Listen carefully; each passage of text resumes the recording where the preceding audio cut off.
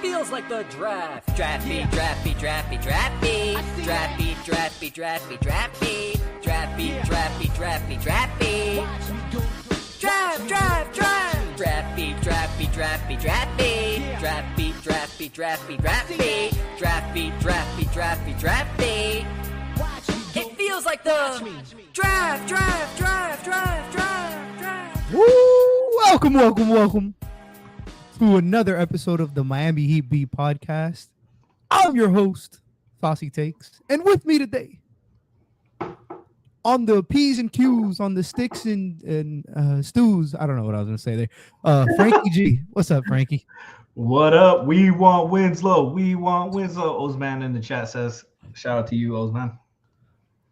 And another familiar face around here, Mr. Kyle Scarlett. How you doing today, Kyle? Chilling.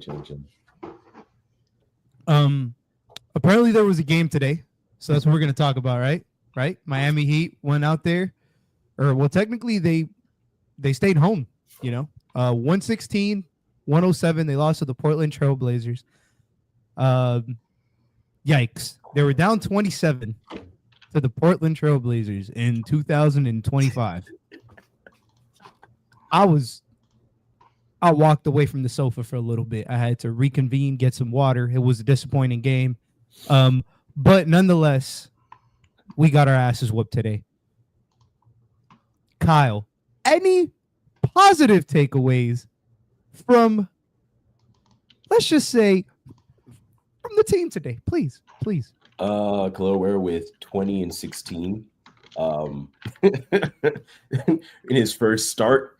So I'm going to take that as a W. And the young guys are who got us back in the game. Well, Duncan is almost in his late 30s. So not including him. Not late 30s. God damn, don't age the brother. But I do think they played with a little more energy playing the young guys, which we've been talking about for 3 to 4 pods here. Just play the guys. Play the young guys. I feel like they gave some energy. I feel like he pulled the plug on the Rozier, Jimmy minutes way too late. Should have grabbed them out of there earlier. And it seemed like they got within a certain amount. Now, granted, you're gonna throw Kella in there randomly after some games where he's had a bunch of DNPs. I liked his energy a lot. Defensively. I think he has some things to polish offensively, but I'm really glad to see him get some minutes. Not sure why Kashad was in street clothes, considering he's on contract now, but that's neither here nor there. I think they got within a certain amount of range. It's the Trailblazers. This is going to be their championship, so I'm not actually tripping. This is their championship. Yeah. And Franky, I know we're going to talk about the last game before we finish off this pod, but there's something that occurred last game. It was the Bam and Kella minutes. And I think particularly today was a tale of two halves for the Bam and Kella minutes. Is there anything that stood out to you, whether in a positive or in a negative way? Because Kella got the starting nod today. We got to see Bam and Kella together, which is regarding all this news and all this chatter, which we'll get to obviously today. That's like the hope some Heat fans have. Like, that's our only glimmer of hope is Bam and Kella playing together. Did you see anything that would positively or negatively affect how you view that going long term? I saw a lot of instances where you can clearly see offensively why Spo had hesitancy to play them together. Where there was a play where to top off the run where Jimmy's driving, Bam and Kella both cut, and Jimmy gets stripped because all the help is there. There's 6 bodies in the paint. And that's a concern where you got two guys who aren't real spacers. Like, Kella's shooting well from 3 on small sample, but he's not somebody they really respect yet from 3. And he's not both of them aren't filling the lanes and stuff. So their help today, they really helped hard on those drives. And when the threes weren't falling, it was bad. And that's when Portland made their run. They weren't able to last game they were able to hit threes in a big spurt when they played together, but they also got stops and pushed the ball in transition. Today, I don't know what they finished with, but at one point it was 19-0 in transition. It's stuff like that. I felt like the perimeter defense around them was worse because it felt like worse than normal because it kind of felt like, oh, we got two bigs behind us. We're gonna just funnel everything to them. They're gonna take care of everything, and it put a lot of pressure on both of them. Ware gave up like 5 offensive rebounds to Ayton in the first half. Portland had 7. It was like 13-6 on second chance points in the first half. It was bad. Just like, the couple plays was Ware's and Bam's breakdowns. Go chasing a shot they shouldn't have. But defensively, the perimeter is still a big issue. I was really pissed that Haywood got 4 minutes today. Yeah, I think you hit it right on the head. Like and this has been like an interesting progression this season. It's felt like either Haywood has started or he just doesn't get enough minutes off the bench. And it's troubling to see, in part because like obviously he's probably their best perimeter defender, and like you said today they had a lot of dribble penetration. I thought Kella was iffy in terms of like when to jump in the first half, and his help he's a rookie. Like these are things that we pinpointed. The zone has helped them today. They didn't go zone. They played a lot of man, so he's gonna take his lumps, and we saw it. I do really like the way he's progressed in general. But I think the biggest key today with like the Bam Kella minutes not working was Duncan wasn't there in the second half because he got in foul trouble. Like Duncan Robinson cures a whole lot of ugly on offense. Mm-hmm. And we've seen that that's been the case since he's been here. So I just wanted to give him some credit. But to your point, Franky, no Haywood today. The defense was really bad. Almost leads me to think that maybe Haywood is getting shopped around. It's just a guess. I don't know. It just doesn't make any sense why he wouldn't play in a game like today, at least over Burks. I get that you need the shooting, but you also needed the perimeter defense. Just an interesting point of view. But Kyle, sticking with the young guys, because actually let's get to the bad real quick. Terry Rozier, go ahead. Tell us your extravagant thoughts on how wonderful he was today. For the Cooper Flag agenda. Here's my thing. I feel like if he could initiate offense, I wouldn't have so much bad, or we wouldn't have as much bad to say about him. Mm-hmm. But he doesn't initiate offense. He just dribbles. That's not initiating offense. And I think that's my frustration, especially from the point guard position. We've had Tyler Johnson, we've had Dragic, we've had some other guys play point guard, and they didn't just dribble into nowhere. And he doesn't seem to have a spot he wants to get to. He's just dribbling. That's my frustration. I'm not on the beat Terry up, bandwagon per se, but I feel like he could be more decisive about what he's doing with initiating offense, and he doesn't do that. And then if you're not going to be great on offense, then defensively you have to be accountable. And I don't think we get enough from him defensively at all to justify the long-term minutes. So I think that's really where I'm frustrated. This is not just this game, but overall, he doesn't know how to initiate offense, and he doesn't play stand-up defense on the other end. So you're kind of in a catch-22 there. No pun intended. Yeah, I think Jimmy today got tasked with, Jimmy was point guard today. They started out the game, Jimmy had the ball in his hands a lot. Duncan did too. But in terms of Jimmy, Franky, do you feel like he's gotten any joy back? Just this whole, because we didn't pod last game, and some clips were going around last game after the Heat were winning and Jimmy looked unpleased, and now everything on Twitter is when the Heat is when they're huddled on the bench, it's Jimmy. Do you feel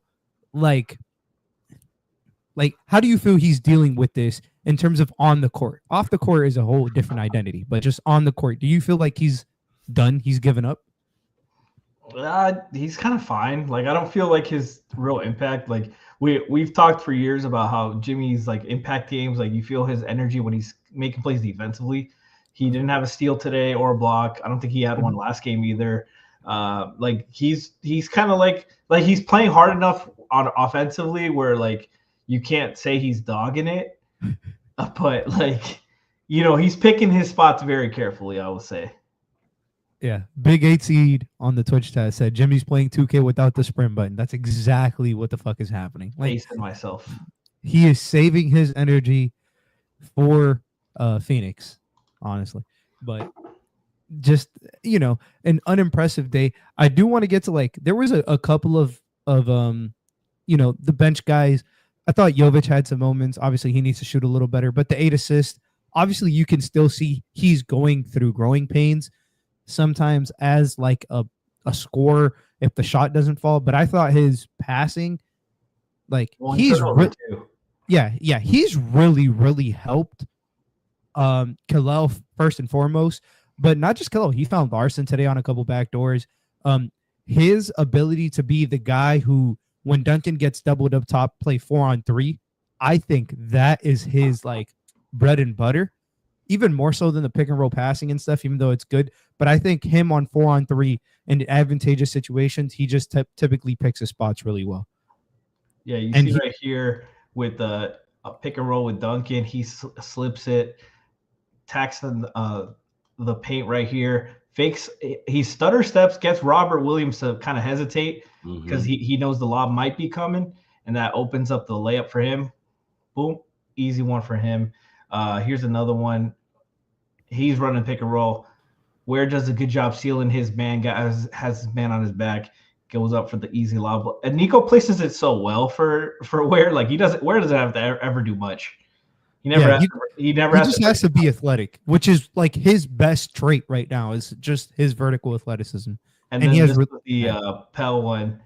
Well, no, this was a Jaime finding Pell for the and one. That's Duncan getting blitzed, finds Jaime slipping. Great cut by Pell behind the defense. Great, even better finish and one. Got to make the free throws, kid. But great performance for Pell, who had his most minutes and best game in a while. Yeah, he played 15 minutes today, plus 15 and 15 minutes. He had a little stint in the fourth. I'm obviously a big Pell guy. A little stint in the fourth, where he got a couple threes to fall. He got the and one, and it was basically him and Duncan offensively in terms of scoring, bringing the team back. His energy was there. Is there anything, Kyle, that you want to see? Like, obviously, it looks like Jimmy's going to get traded, right? So is there anything rotation-wise, would you like to see some Pell minutes over Alec Burks per se? Or just because Burks has been good, like today was probably his worst game in a long time. He was really, really bad today. But typically he's been very good. He's been very consistent, one of the consistent back-end rotation players. Would you just trade that consistency of Burks for some inconsistency in Pell Larson, even if it equates to some growth, maybe some chance, like a hope down the line that he becomes something? So I would love to see, because I haven't seen it enough, at least not in I don't want to call them garbage minutes, but in end of game minutes. I would prefer to see Pella play alongside Kashad and just see what you get out of that pairing when they play together on the floor. They played together before. You put Ware out there, you put Jovic out there. Just go young at that point. Like, just go young. See what you can get energy-wise, effort-wise. See how they play together. Hell, throw Josh Christopher in there. Those summer league team. But basically, I feel like you get a lot of effort out of there. They're going to find each other. And growing pains are going to happen when you've got a team that has 8 young guys. And so if you're going to do this, if you're going to play Pella in crunch time minutes, let him play throughout so he can get some rhythm. Because I think that's part of the reason this fake comeback didn't come back as much as it could have, is that there was no rhythm. He just kind of got tossed in there. And you want to be ready, obviously. Being a professional is being ready. But to be able to kind of get some continuity under his belt, I think he can shoot the ball better once he has more rhythm and game reps. On the Kashad side, I'm assuming he was injured. But at this point, you're looking at what you can get out of him athletically. I think one of the fun things to me that could happen is having both Ware and Kashad hanging around. So you've got Jovic with 2 lob threats, in my opinion. And you just get some energy out there. So I think that's what I would like to see. And I know Josh has like limited time because he's on a 2-way. So if it's not him, you have another shooter out there, whether that's Tyler or you have Duncan, even Haywood, maybe just for defensive purposes. I would love to see him do something interesting with the lineups and just play to some athleticism. Yeah, I mean, we've gone almost 17 minutes here. The Heat were without Tyler Hero today, per his own story. We're not going to speculate as to why. We're not going to speculate as to why, but if you've seen the story, just know Tyler was busy. Just know Tyler was busy in Miami. Growing pains. Yeah, growing pains, if you know what I'm saying. But, it was a disappointing game. Like, Bam was really unnoticed today. I thought he had a decent stint in the first, but, like, so much gets negated with the bad spacing, with the lack of Tyler obviously helping create, with the lack of Duncan helping, draw attention away from them in the second half in particular. They really struggled. Like, just, an uneventful game, an uneventful day for the Miami Heat in terms of, like, on-the-court basketball so far. Yeah, like you mentioned, and credit to the Blazers for adjusting, because in the second half, Bam and Duncan were the leading scorers in the first half, and between them, partly because of Duncan's foul trouble as well, but between them, they got 3 shot attempts in the third quarter. They did a great job getting the ball out of their hands and not letting them get comfortable. Bam didn't come back in the game. I don't know what that was, if that was an injury or something else, coaching, but 12 and 10 in 22 minutes, and tied for a team worst minus 22. You need more from him. I don't know if there's more reason. We'll wait in the post game to see what happens. But as soon as once Duncan came back in the game in the fourth quarter, that's when they made their run. 22 points, 11 plus 11, second on the team in plus minus. Hit 6 threes, and he's just a catalyst for what they do offensively. Him and Tyler are the biggest reasons offensively this team's been successful all year. Yeah. They're their 2 best shooters. There's a difference between being a shooter and being a floor spacer. Yeah. And that's what, right now, Kella's being a pretty good shooter, but his floor spacing isn't there because they're not really respecting it. So that comes in due time, but there's different tiers of difficulty of shots, that need to come along. And that's what Tyler and Duncan provide. And literally nobody else on this team, whether it's a two-way or on the roster, can do that, even if they're good standstill shooters. We're going to go back, though. Oh, yeah. Wait. Hold on. I got some plays here early on. You see the benefit. Bam gets to be a little bit more aggressive defensively, gets a stop here, gets to his own board, hits Terry up ahead. This is where Terry, quick reject, get rid of the ball. Good job. Duncan finds Jimmy in rhythm, catch and shoot 3. We got another one. Jimmy, good cut, finds Duncan, and he had just missed Jaime earlier on this play, so I was really glad he went back to him. Inside, easy one. This was a great one here. That was just incredible pass. Just and this is the importance of guys moving off the ball, because you see Jaime, he just emptied that corner out, and instead of just sticking to the dunker spot, he clears it all the way out to the corner. That occupies Scoot enough to open up that lane for Ware, and they took that away in the later on in the game. This was a great IQ play by Kella. Duncan has to get a shot up at the buzzer. Kelle's awake, slams it home. Excuse me, I'm sorry. Quick play. I love when they get early offense. Bam, one of the easiest jumpers he's had all season. Catch and shoot. They were getting Bam involved early. He hits this nice fadeaway. This reminds me of Bam last year. just getting him inside. I hate how much foul asking he's doing instead of just focusing on playing ball. And then finally, this was a Ware block, good help, keeps the ball in play for Duncan to get the rebound. Mostly Ware, like you said, finished great game, 20 and 15, plus 8, despite a team high 39 minutes. Like games like this, let the young guys play. Yeah, in particular, a game like this. And this all started, like the whole Bam and Kella thing. We're going to take it back down memory road just till Sunday. A depressing day for me as a Ravens fan, but that's neither here nor there. But on Sunday, we got to see the Miami Heat take on the San Antonio Spurs. Obviously, they won. We didn't pod then. But they had some nice, promising showing. Bam and Kella did in their short stint, started in the second quarter, carried over to the third, where Kella started the second half next to Bam. But one of the biggest things that stuck out to me in that game was they were hitting threes, which helped them. But one of the very first plays with Bam and Kella on the floor, Bam's guarding weak side and Kella's in the paint, and Kella presses up on the pick and roll. Bam's able to come all the way from weak side and reject it at the rim immediately. And, that's some of the intrigue with Bam at the 4 is to let him roam and let him free.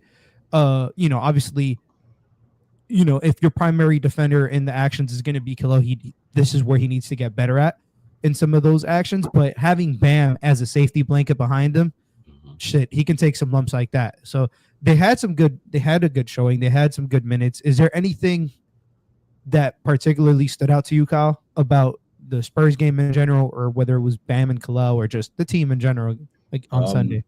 They shot really well. They moved the ball well. That was one of the things that I enjoyed. Is they moved the ball crisply. As far as the Bam and Ware minutes that I've been screaming for all season so far, one, I was glad to see him get the start in the second half. And also I liked the potential of what it looks like for Bam to be able to not have to play drop, as he mentioned in his interview, and just to be able to do what he does best, which is switch and just disrupt teams on the defensive side of the ball. And then I liked Ware's effort playing Wemby. I think that's what stood out to me most is he wasn't. There was a couple players where I was like, this is just a young kid with some heart.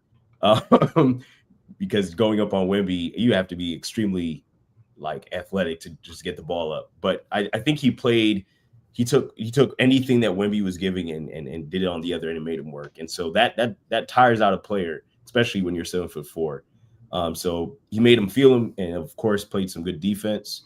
And Wemby kind of got forced into an uncharacteristically bad game. He's had some really good games so far. So I think it was interesting for them to play big, shockingly, and just to see what it looks like when you have two guys over 6'8" in the front court, and just really play effort ball. So I was happy to see that.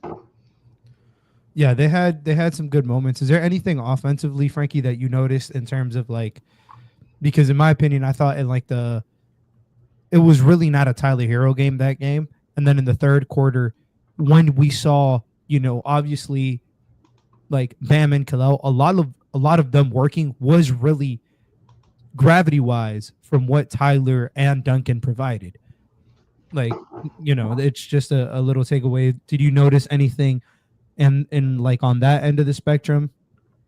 Yeah, they did a great job, the Spurs, of taking Tyler out. Shout out to Stephon Castle, your boy, denying Tyler. Tyler made a joke about it that he got out of his car. Tyler said he got out of his car and Stephon was waiting for him in the garage.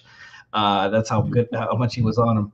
But they did a great job denying him and just pressuring and trying to make him, keep being disciplined, make plays off the ball, give it up, and move off the ball. And when Kella came in with Bam, it kind of reinvigorized everybody. Like especially Bam, it made him. It looked like he was free to kind of roam and just this is what I've been asking for. Get me another big, so I don't have to do all the dirty work, make my life defensively a little easier. I think some of the I don't think we've ever questioned defensively at working, just because that's Bam's versatility comes on that end. Like you can put Bam on a Jason Tatum or Jaylen Brown for a game, and he can go around screens. He's that versatile defender. Yep. But the problem is offensively, and they did a great job with the pressure, playing 4-on-3. Duncan and Tyler made play after play, moving the ball, and they kept. And I liked a lot of their early offense too. When they did get out and transition a run, they went at the basket for quickly. They did. They had a lot of quick 2-man games early in the shot clock while the defense is still backpedaling. Like, that's what I've been saying. Like, don't wait for this. Offense is not good. Attack, kick it out, attack. Like, you waiting for this is why they have so many fucking issues all year, because they catch and hold, they pick up their dribble, they do shit like that, and it just negates any opportunity and advantage they already create for themselves. Yeah, they start their offense always when the Heat's offense is really struggling, they're starting their offense with 12 seconds. Yeah. 10 seconds. Like, they're getting into their set. Like, to Franky's point, like, the team we don't have the pieces to be an offensively elite team. So Right. The best way to give yourself as many chances as possible is to get into your sets quicker. So your secondary and tertiary actions are coming with time on the clock while the defense is in motion. Right. And, in theory, you're giving yourself 1 to 2 to 3 chances to score, as opposed to one set with one play that's got to work. And if it doesn't, you're just chucking some shit up. Right. So I do agree. I also thought during the game, like, as much as we've, including myself, shat on Terry, I thought that was probably one of his best games. For sure. Maybe his best game all season, since he's definitely all season. I can't even remember last year. They said it was his second career 20-point game off the bench. Yeah, so he was really good. He had 24 and 5, like, really good for his standards. A lot of it came because he just hit his 3-pointers. Right. Which is, like, if that's going to be his role, then that's what he has to do, in my opinion. He was a lot more decisive too. Like Yeah. Kyle says, his role is dribbling. But when he's quick, like, take the advantage, take the lane. Like, we complain because he'll have a lane and then he'll pull back, and that's those decisions is what fucks him. But Kyle, like, he was way more aggressive, decisive. Got to the bucket a few times. Made the easy passes for the lobs, and some of that shit, you talk about Ware's verticality and what that brings to the offense and the half, especially in the half court. Right. And I think also, to your point, is that decisiveness, if that could be more implemented, then that's my thing. I think people think we're crapping on him, but, like, if he was this decisive every game, then there'd be so much less to say. But he's not this decisive every game. I think we said something similar with Jaime about the pump fake, right? Like, certain things only work if you do them ever so often. But if you dribble and dribble and dribble and dribble, and people know you're going to just dribble and dribble, they can key on you defensively. So when he's decisive and makes clear decisions with the ball, whether he's going to pass it or he's going to get a shot going, it helps the team overall. So I think, if that's going to be his role, I would love for him to just be decisive and get on a heater versus, I think, to Lou's point, I think, Spo talked about them playing faster. People think faster means fast break only, but faster means also get into your set quicker. Like you can see him often doing this on the sideline because they're dragging the ball up the court. It's like, guys, hurry up.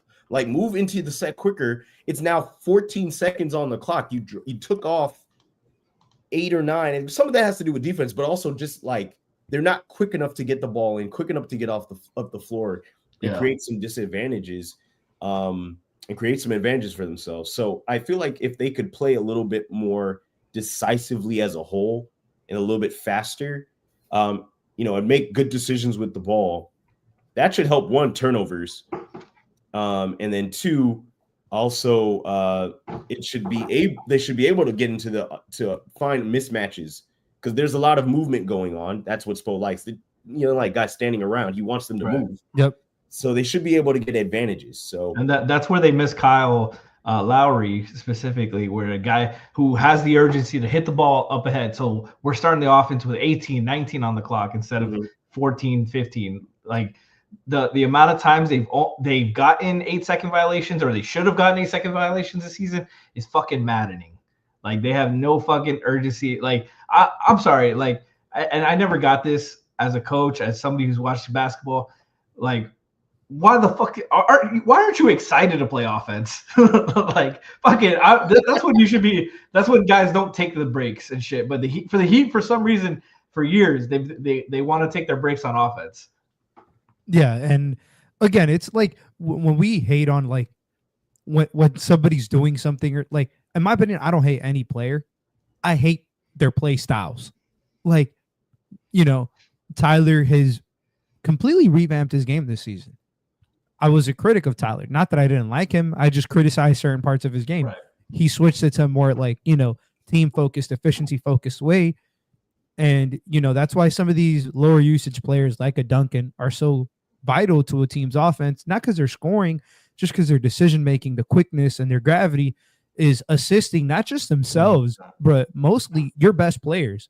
It's how do you complement your best players? And that's kind of where Terry has struggled to fit in, so like that's the little thing.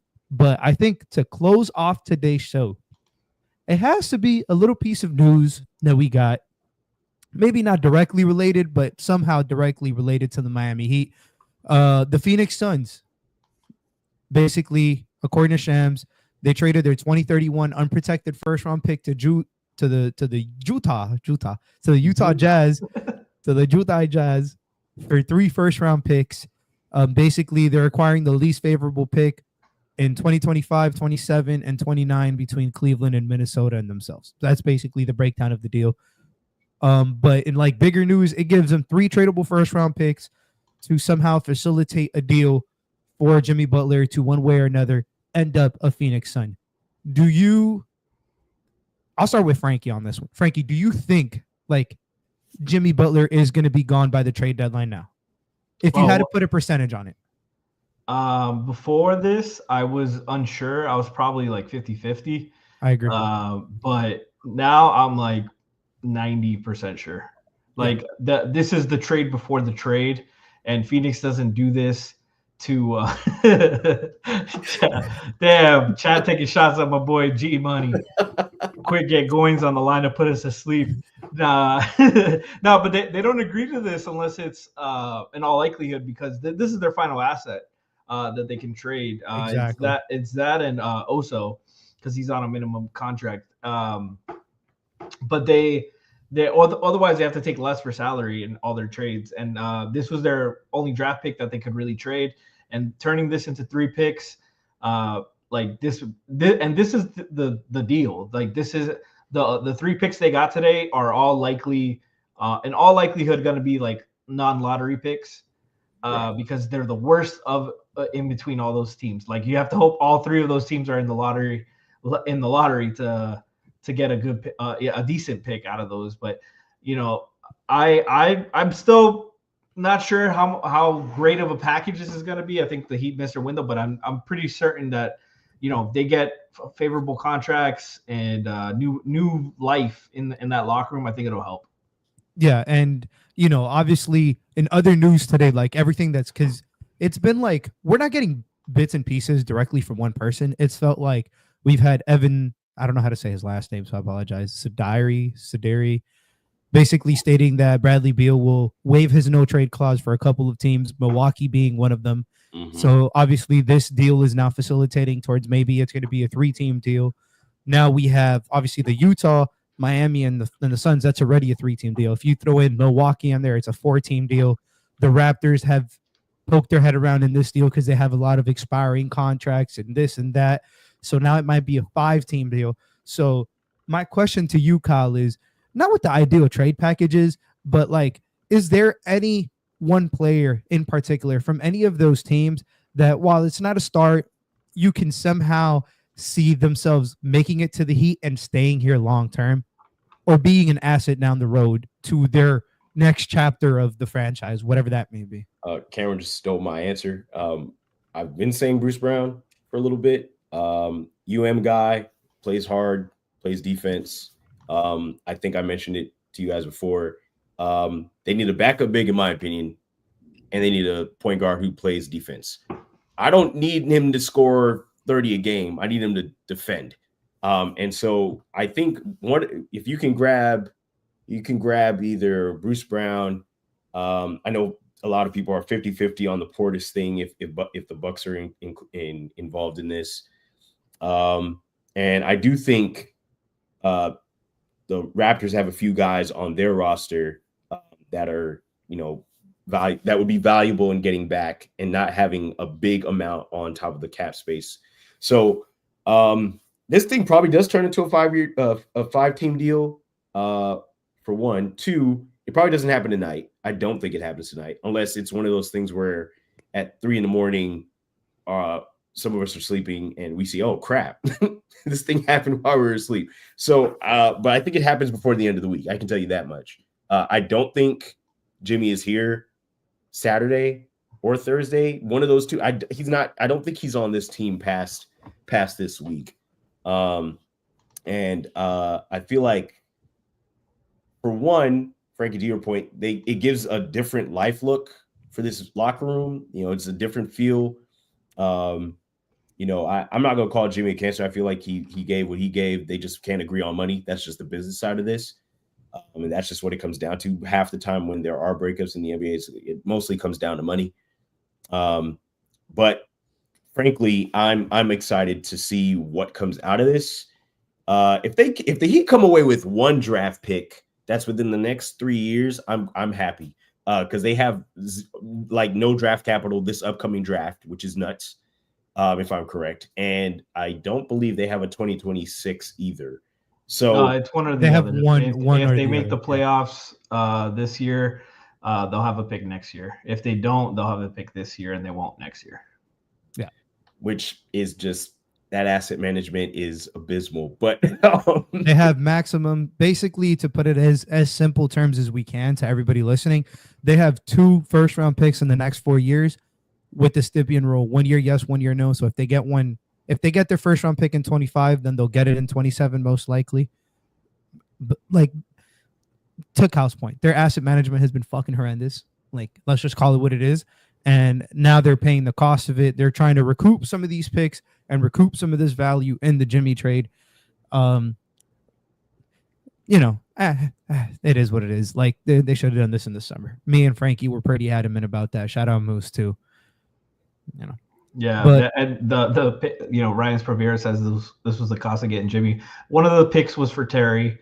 And the other one, the Jaime trade would have conveyed the one that's still undecided for this year was pushed back because they traded with OKC to get the pick for Jaime, which they decided that was more important that year because they were on the verge. They potentially could have missed the playoffs that year. Yeah. So regardless, one way or another, I think we're gonna have some clarity on where Jimmy is come this week, in terms of is he Miami or is he Phoenix? I don't think it's going to go all the way up to the trade deadline. I think Phoenix in particular, let me pull up the standings here, but I do know that they're basically fighting for a play-in spot in the West right now. I think they almost have an identical record to Miami, if I'm not mistaken. Yeah. So yeah, they're 21-21, a lot like the Miami Heat. The difference is they're 10th, we're 9th so far. But basically what I'm trying to get at is I think the Suns are in a rush to get this deal done because they're trying to get as much chemistry possible, with their new trio or whatever you want to call it, their big 3 going forward. So I think that's going to, might work into Miami's favor a little bit. I don't know. Who knows? We'll end up seeing. I do think the trade is going to get done before February 6th. Are you also in agreement with that, Franky, or do you think this is going to go all the way up to the deadline? I think they try to get this done as quickly as possible. I think it's notable that Cronin was at the game today. Portland is one of the teams that can help facilitate the deal because they have a lot of odd shaped contracts. So they could, there's a few teams. I know it was Washington, Pistons, Portland that have the deal, and Brooklyn that have the sized different size contracts and 1 to 2 year expirings or 1 year left deals that can help facilitate it and are rebuilding, so they're interested in helping. So I wouldn't be surprised if this gets done within the next week.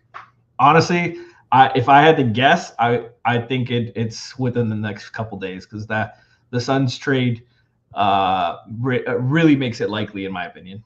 Yeah, my original guess is Friday. I think that's the 24th. I don't know. Yeah, Just Friday feels like the day for me. So I'm going to be looking forward to Friday. Like just Jared said, Detroit also has $14 million in cap space. Yeah. So basically what we're getting at is we know Phoenix is going to end up with Jimmy. Miami is going to end up with some kind of compensation, at least probably 1 first-round pick, whether that's protected or not. Most likely it's going to be protected in some way, shape, or form. But it's going to come down to like just cap relief, probably a locker room switch, or just like a change of character for the team.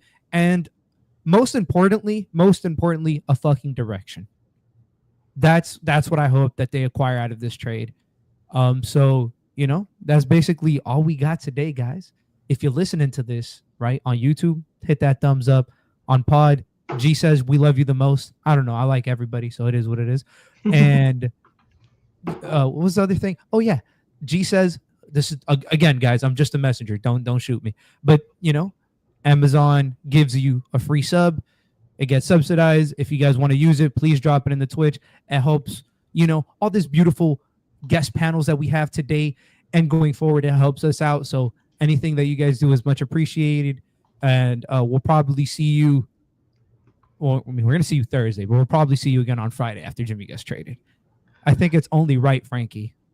You know what I'm going to ask for. Hold on real quick. I did want to give a shout out to Playbook SN on Twitter. That they do a great job covering the Heat. And I get a lot of their our clips from them. Shout out to all of them over there. They do a great job covering, and they have a podcast as well. Make sure if you guys want to add another podcast to your listening, their podcast is the NBA Hangout. That's their @ on Twitter as well. Make sure you guys subscribe on Prime. Use your Prime subscription to get some subs. We need the subs. We need to do this because G is bleeding money right now. He can't even afford a new chair. We all want a new chair, and G's like, no. G's holding out on all of us. He says, no, we need subs. If you guys have any great sub ideas, like, I know when we had hangover time, we did shots for subs and stuff. We can't do it as much now that a lot of us aren't working from home anymore. But if you have any great ideas, please add us on MI Heatbeat on Twitter, on Blue Sky. Let us know personally. Let us know in the Discord. Whatever you kind of ideas, let us know in the Twitch chat and YouTube. If you have ideas for things you want to see, like goals for the month, if we hit 30 subs, Lou shaves his head, something like that. I'm just throwing out ideas. Lenny says G better stop before MHB goes on strike on him. I'm just saying. But guys, we appreciate you guys. We're sorry we can't all fucking pod every game, like 5 reasons and stuff. A lot of us have lives and shit. I just had my birthday, so I couldn't do I didn't mean like that. I mean, like, what a shot. We got 3 guys that can produce. No. They do this for a job. We do this for fun. And shout out to them. They do a great job covering with they're all great. Brady, Alex, Ethan. Thank you for the birthday shout out. But it's just we can't do it every night. We try to do as much as possible. We appreciate you guys. Torre _ MIA says $1,000. I'll get the Terry tattoo. I can't promise that. But hey, we can bring it up to the boss man. We'll be in discussions. Chat says they want a yoga stream with G. Ooh, Christ. This is supposed to be entertaining, not fucking torture for the audience. You can give dance lessons for subs. Whoa. How many subs do you think it'll take for like Moose to join a hot tub stream with the G? Is that an HR violation? I don't know. Kyle's like, I came here to talk hoops. What is this nonsense? Why am I simply no way?